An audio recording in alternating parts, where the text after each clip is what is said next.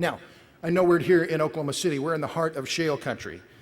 I'll talk in a few minutes about going to the Cana Woodford, and I know we've talked a lot about gas. You're interested in the oil market. The story globally, the global energy story is coal. It's not the story here in the United States. Coal consumption is falling. It's being displaced by natural gas. Globally, the story is coal.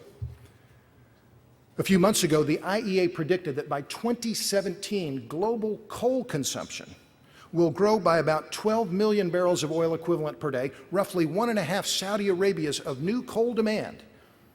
And if that happens, coal consumption globally will outstrip oil consumption. It's a staggering development. And why is it happening? Because of global demand for electricity. The essentiality of electricity to modernity is incontrovertible.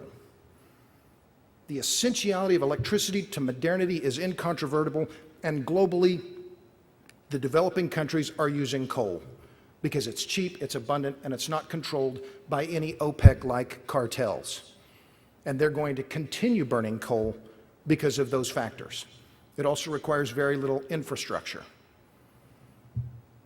Over the past decade, global coal consumption has grown by about the same amount as the growth in oil, natural gas, hydro, and nuclear combined.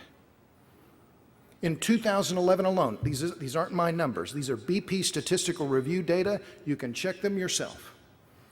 In 2011 alone, global coal consumption increased by about 4 million barrels of oil equivalent per day.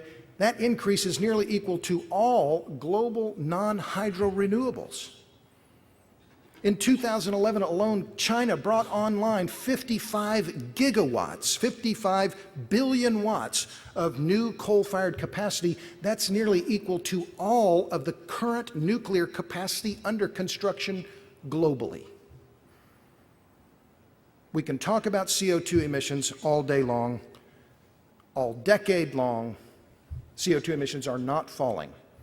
They are not falling because coal consumption is soaring, and coal consumption is soaring because electricity demand is what separates the developed world from everybody else.